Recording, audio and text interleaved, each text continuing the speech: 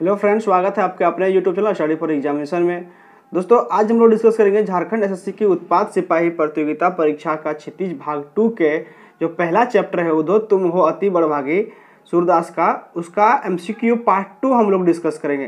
दोस्तों, पार्ट 1 जो है पहले ही अपलोड हो चुका है, उसका लिंक मैंने डिस्क्रिप्शन बॉक्स में दे दिया हूँ, वहाँ से जाकर आप देख सकते हैं। और दोस्तों, पार्ट 1 जरूर देख ले ताकि जो है आपको पूरा का पूरा समझ आए।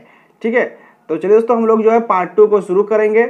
और दोस्तों, शुरू करने से पहले जो भी इस चैनल में नए हैं, मैं उनसे रिक्वेस्ट करना चाहूँगा कि प्लीज़ चैनल को सब्सक्राइब कर ले और बगल के बेल आइकन को जरूर दबाएं ताकि जो भी मैं वीडियो अपलोड करूँगा वो आप तक तुरंत पहुँचेगी। तो चलिए दोस्तों, बिना देरी किए तुरंत स्टार्ट करते हैं।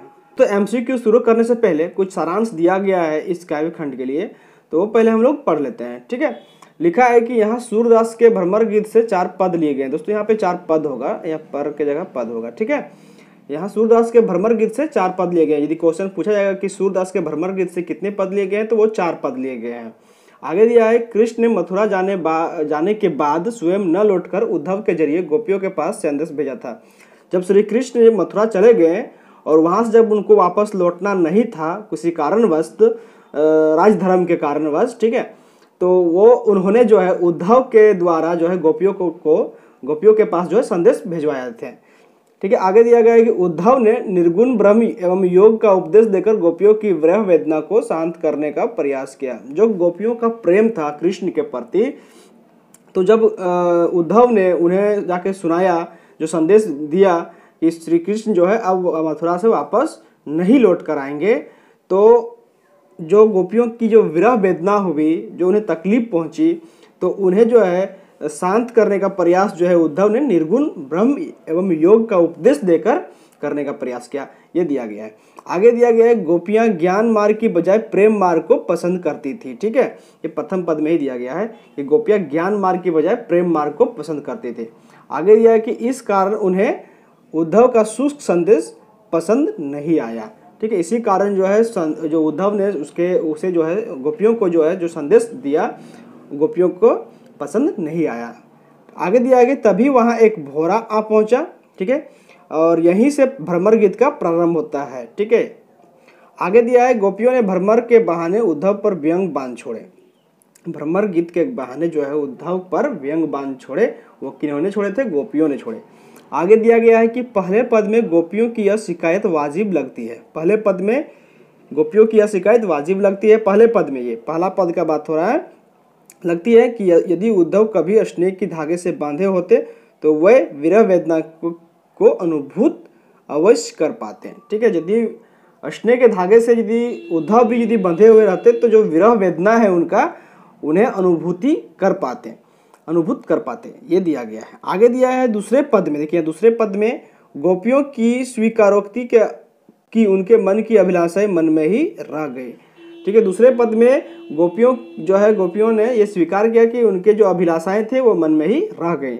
आगे कृष्ण के प्रति उनके प्रेम की गहराई को अभिव्यक्त करती है। ठीक है, दूसरे पद में भी कृष्ण के प्रति उनके जो गोपियों के अंदर जो है उनका कृष्ण के प्रति जो प्रेम है वो अभिव्यक्त करती है।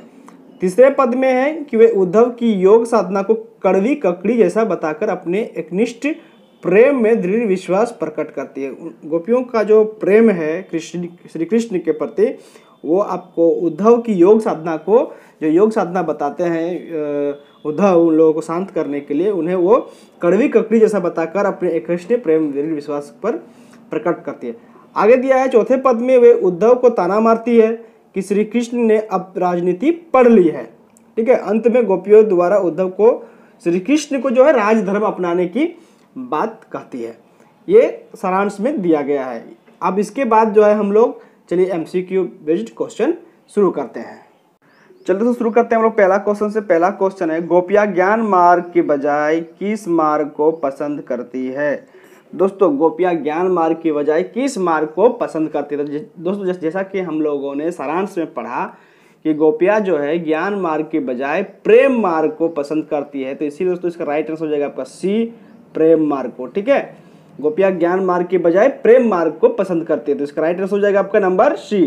चलिए आगे देखते हैं। नेक्स्ट है आपका नंबर 2 है, भ्रमर गीत का प्रारंभ किसके आने के बाद होता है? दोस्तों, जैसा कि हम लोगों ने सारांश में पढ़े कि भ्रमर गीत का प्रारंभ जो है वो भौरे के आने से शुरू होती है। तो यहाँ पे हो जाएगा इसका राइट आंसर ए, भोरे के। ठीक है, इसका राइट आंसर हो जाएगा आपका ए।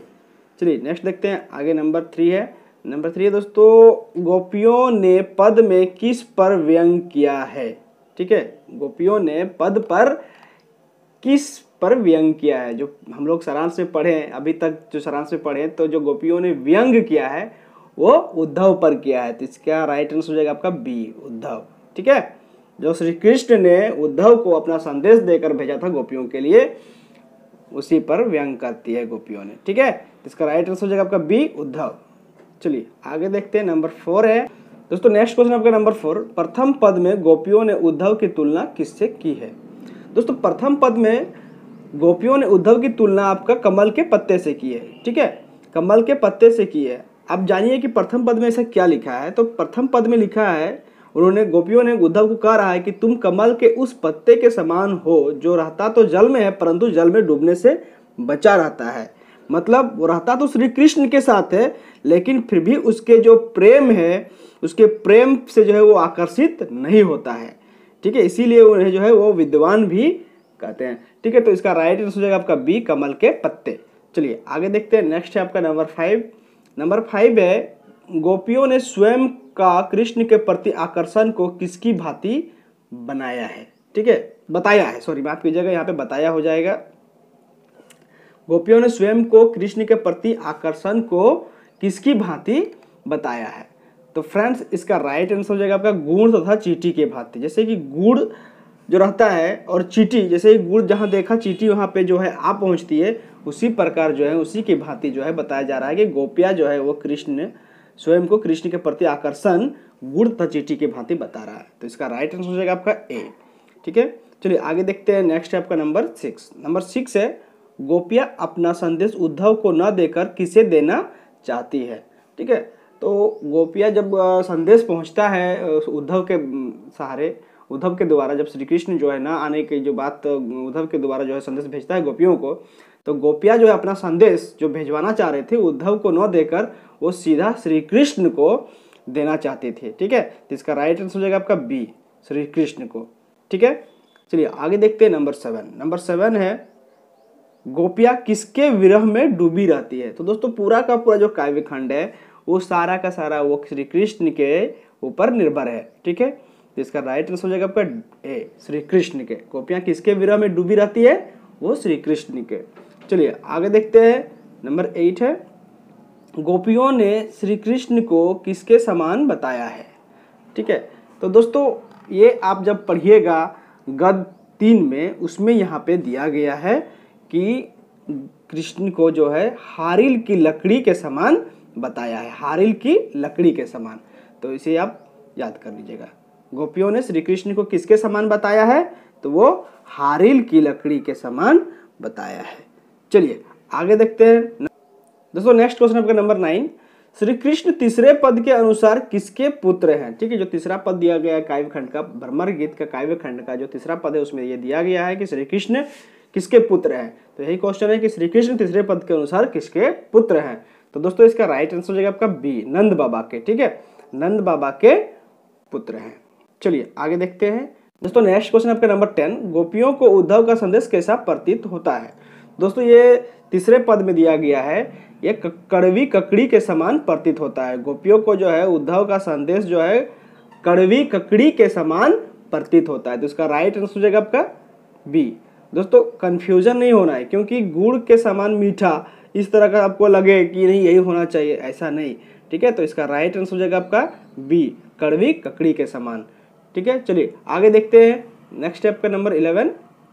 नंबर 11 है, अंतिम पद में गोपियों ने उद्धव के माध्यम से श्री कृष्ण को किस धर्म के पालन करने का संदेश भेजा है। जैसे कि दोस्तों हम लोगों ने वहाँ पे व्यंग करते हुए गोपियों ने उद्धव को कहता है कि श्री कृष्ण को आप बताएं कि वो अपना राजधर्म को का पालन करे। ठीक है, राजधर्म को। तो इसका राइट आंसर हो जाएगा आपका ए, राजधर्म का। ठीक है, अंतिम पद में कहता है। मतलब दोस्तों इस काव्य खंड में 4 पद दिए गए हैं, इस चीज को भी आप याद रखें। ठीक है, क्वेश्चन में पूछा जाएगा आपको कि उद्धव तुम हो अति बड़भागी जो है भ्रमर गीत काव्य खंड में कितने पद जो है लिया गया है, तो वो 4 पद को लिया गया है, ये याद रखिएगा। ठीक है, चलिए आगे देखते हैं। नेक्स्ट है आपका नंबर 12। नंबर 12 है दोस्तों, उधो तुम हो अति बड़भागी। देखिए दोस्तों, उधो तुम हो अति बड़भागी किस कवि की पंक्ति है। देखिए दोस्तों, इस प्रकार क्वेश्चन पूछा जाएगा, इसीलिए चारों पद को, ठीक है, जो काव्य खंड का चारों पद दिया गया है उसका पहला और दूसरा लाइन को याद कर लीजिएगा, ठीक है, ताकि आप जो है एग्जाम के समय में आपको जो है कन्फ्यूजन नहीं होगी। तो उधो तुम हो अति बड़भागी किस कवि की पंक्ति है, तो वो आपका सूरदास, जो कि हम लोग सूरदास के बारे में अभी पढ़ रहे हैं, ठीक है। चलिए आगे देखते हैं नेक्स्ट नंबर 13। नेक्स्ट नंबर 13 है मन की म नहीं मांझर ही, ठीक है, मन की म नहीं मांझर ही किस कवि की पंक्ति है। तो दोस्तों ये भी आपका सूरदास, ठीक है, जो कि हम लोग पढ़ रहे हैं। चलिए आगे देखते हैं नंबर 14 है। नेक्स्ट दोस्तों आपका नंबर 14, हमारे हरि हारिल की लकड़ी मन क्रम वचन नंदन उर यह दृढ़ करी पकड़ी, यह किस कवि की पंक्ति है। दोस्तों ये तो आपका सूरदास की पंक्ति है, सूरदास कवि की। तो जैसा कि दोस्तों ये तीसरा पद है, जैसे कि हम लोगों ने पढ़ा कि श्री कृष्ण को जो है हारिल की लकड़ी कहा जाता है, और वो जो है तीसरे पद में किनके पुत्र है, तो वो नंद बाबा के, है ना, पुत्र हैं। तो ये सब जो है ये तीसरा पद है, ये सब आप जान लीजिएगा। चलिए आगे देखते हैं नंबर 15 है और लास्ट क्वेश्चन है इस वीडियो का। हरि है राजनीति पढ़ी आए, समुद्री बात कहत मधुकर के समाचार सब पाए, यह किस कवि की पंक्ति है। तो दोस्तों ये आपका सूरदास का, ठीक है। तो ये 15 क्वेश्चन हुआ, और पार्ट 1 में जो है 20 क्वेश्चन था, टोटल 35 क्वेश्चन होता है। टोटल 35 क्वेश्चन आप कर लीजिए, आपको जो है चैप्टर 1 से सोचना नहीं पड़ेगा, चैप्टर 1 से कोई भी क्वेश्चन पूछा जाएगा आप वो बना सकते हैं, ठीक है। तो दोस्तों इसका PDF भी मैंने अपने डिस्क्रिप्शन बॉक्स में दे दिया हूँ, वहाँ से जाकर आप डाउनलोड भी कर सकते हैं। दोस्तों वीडियो यदि आपको अच्छा लगा हो तो प्लीज़ लाइक एंड शेयर जरूर करें, और जो भी अभी तक चैनल को सब्सक्राइब नहीं किए प्लीज़ चैनल को सब्सक्राइब भी कर लें, और बगल के बेल आइकन जरूर दबाएं, ताकि जो भी वीडियो आएगा वो आप तक तुरंत पहुँचेगी, क्योंकि अभी इसका सीरीज चलता रहेगा दोस्तों। तो चलिए दोस्तों मिलते हैं अगले वीडियो में।